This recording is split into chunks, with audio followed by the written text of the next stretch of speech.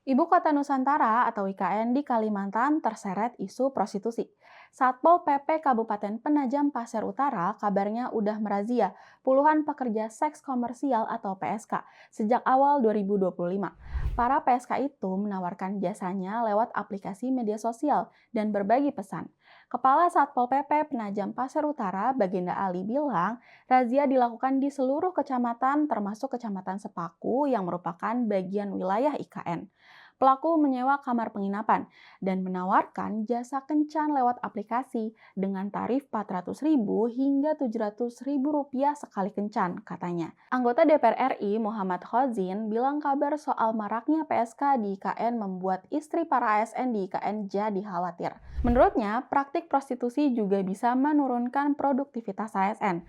Karena itu, dia minta otorita IKN diberi diskresi buat bergerak lebih melakukan razia pada malam hari, karena Satpol PP patroli pada siang hari. Kepala Otorita IKN, Basuki Hadi Mulyono, mengklaim kawasan IKN sudah steril dari PSK. Katanya, otorita IKN dan aparat penegak hukum sudah merobohkan sekitar 8 warung remang-remang pada Ramadan lalu. Menurut Basuki, isu PSK di kawasan IKN berita lama yang didaur ulang lagi di media sosial. Dia juga mastiin ASN IKN bersih dan nggak menggunakan jasa PSK.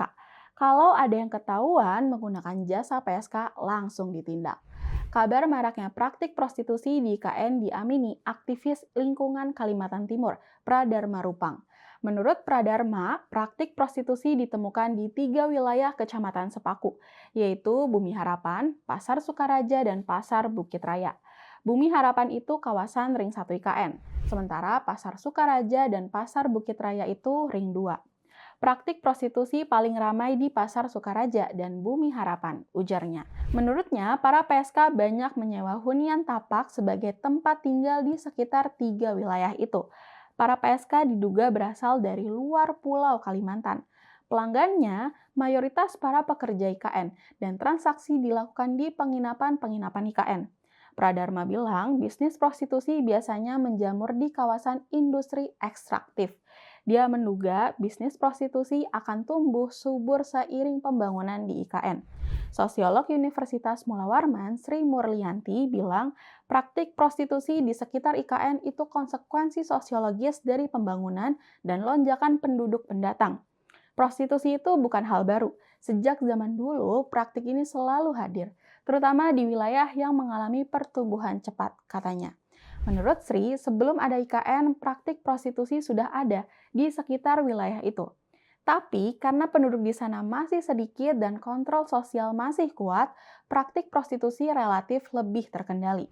Sekarang, katanya, banyak pendatang yang mayoritas pekerja laki-laki datang tanpa pasangan dan keluarga. Ini membuat permintaan terhadap jasa prostitusi meningkat. Hasrat seksual itu naluriah, sementara kontrol sosial dan keluarga longgar. Itu yang bikin praktik ini marak, ucapnya. Selama 3 bulan terakhir, Satpol PP udah melakukan patroli online memantau transaksi praktik prostitusi. Tapi nggak mudah. Yang dipantau akun-akun samaran yang ganti tiap hari dan susah dilacak. IKN dibangun dengan mimpi menumbuhkan kota baru yang sehat dan memeratakan kesejahteraan di luar Jawa. Jangan sampai ya, IKN justru jadi mimpi buruk sebelum kota itu sepenuhnya dihuni.